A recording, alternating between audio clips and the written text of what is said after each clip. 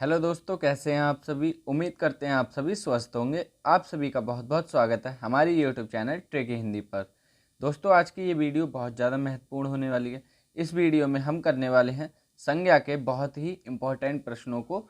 अपनी इस वीडियो में हम बात करेंगे संज्ञा के बहुत ही महत्वपूर्ण प्रश्न।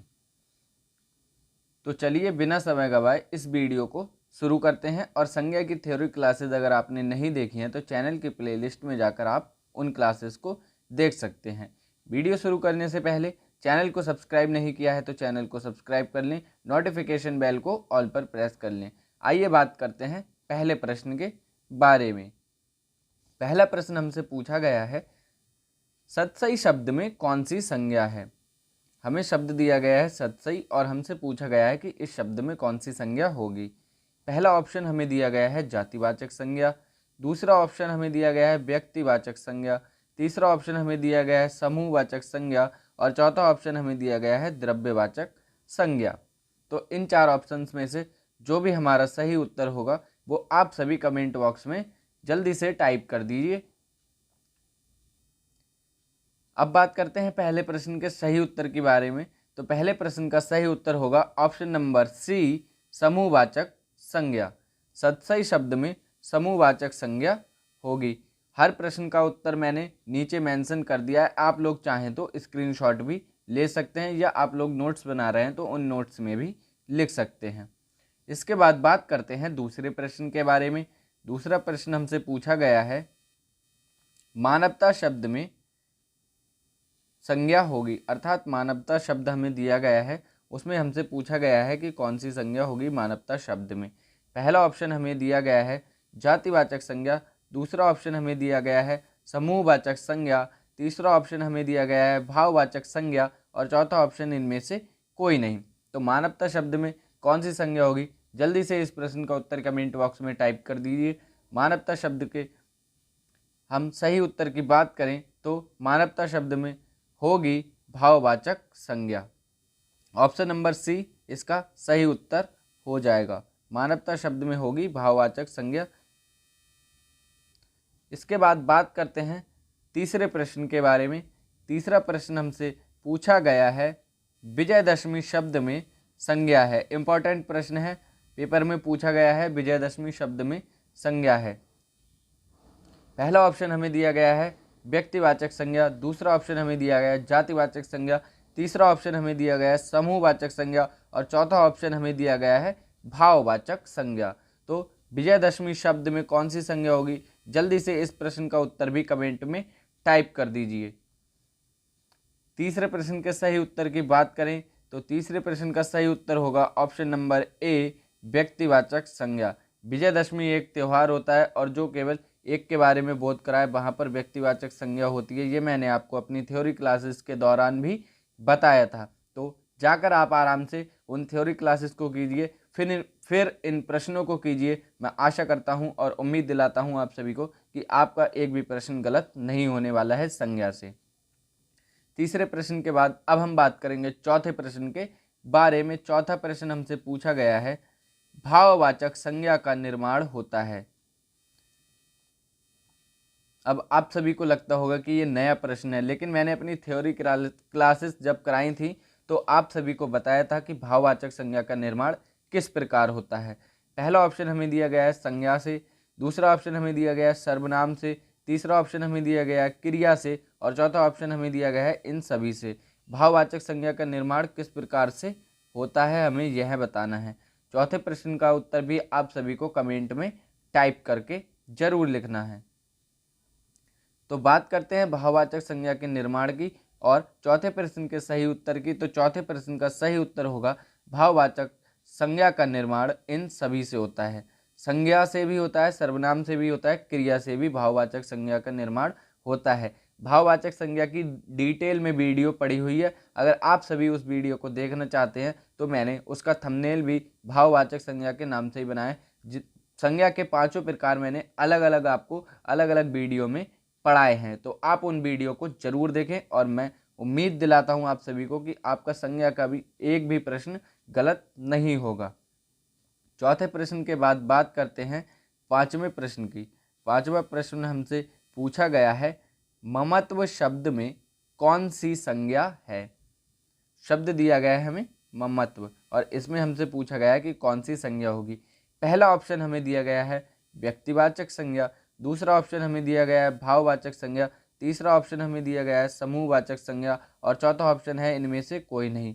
तो पांचवें प्रश्न ममत्व शब्द में कौन सी संज्ञा होगी, आप सभी को इस प्रश्न का उत्तर भी कमेंट बॉक्स में जरूर लिखना है।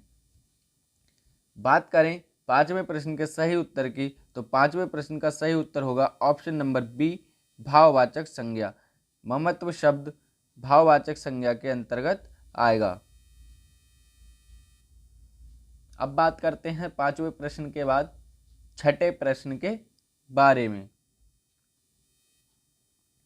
छठा प्रश्न बहुत ही इंपॉर्टेंट प्रश्न हो जाता है। रामचरितमानस के रचयिता गोस्वामी जी हैं। इस वाक्य में रेखांकित शब्द की संज्ञा बताइए। अर्थात जो रामचरितमानस शब्द हमारा दिया गया है इसमें हमें बताना है कि ये शब्द कौन सी संज्ञा के अंतर्गत आएगा। पहला ऑप्शन हम सभी को दिया गया है व्यक्तिवाचक संज्ञा, दूसरा ऑप्शन हमें दिया गया है जातिवाचक संज्ञा, तीसरा ऑप्शन हमें दिया गया है समूहवाचक संज्ञा और चौथा ऑप्शन हमें दिया गया है भाववाचक संज्ञा। तो छठे प्रश्न का सही उत्तर होगा ऑप्शन नंबर ए, व्यक्तिवाचक संज्ञा।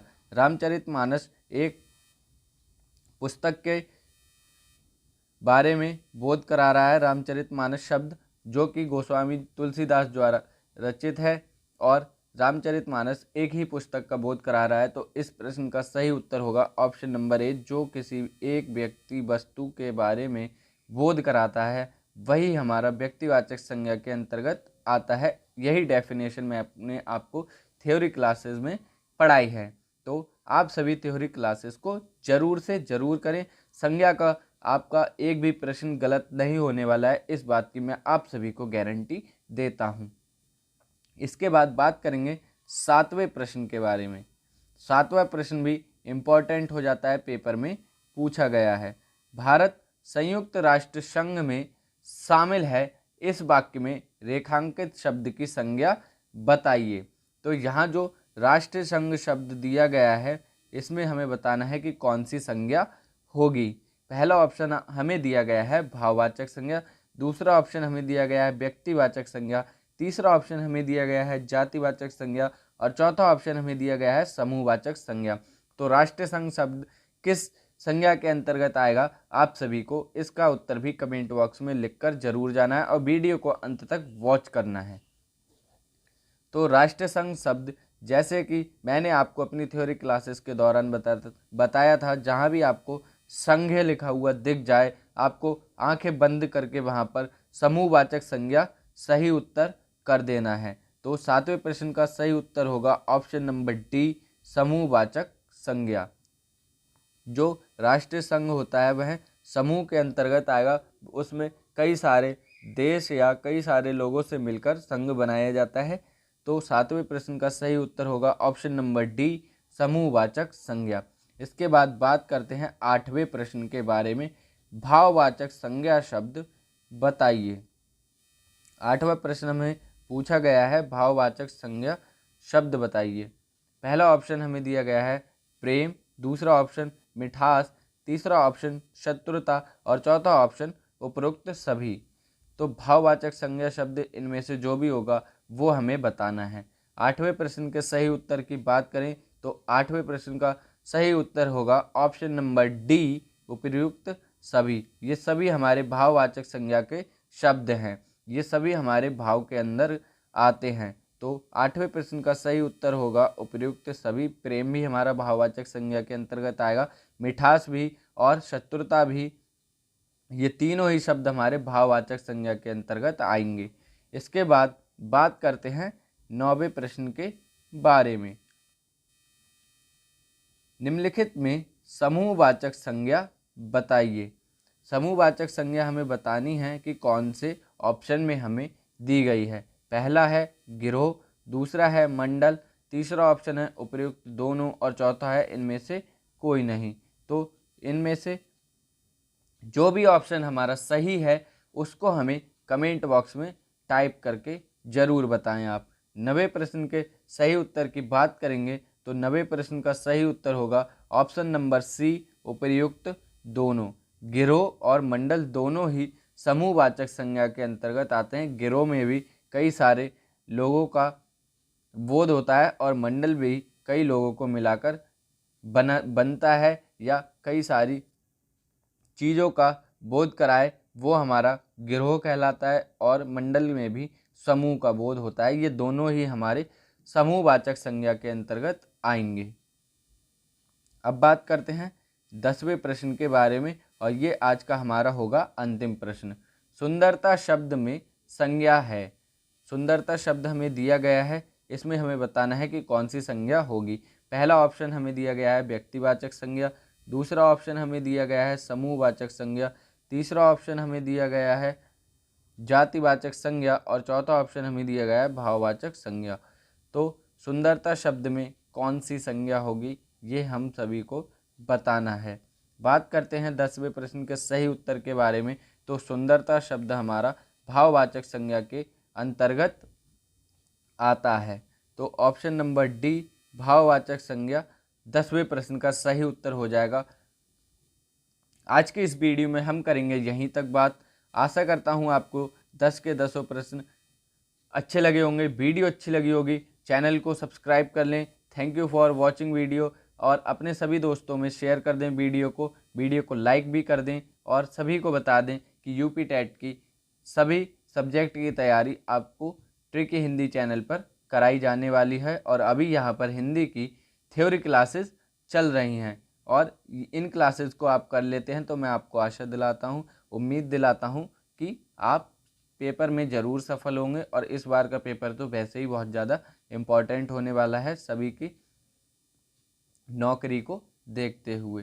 तो यहीं तक बात करते हैं आज की इस वीडियो में। मिलेंगे अगली वीडियो में और भी महत्वपूर्ण प्रश्नों के बारे में जानकारी लेकर। तब तक के लिए पढ़ते रहिए, स्वस्थ रहिए, लगे रहिए। जय हिंद फ्रेंड्स, धन्यवाद।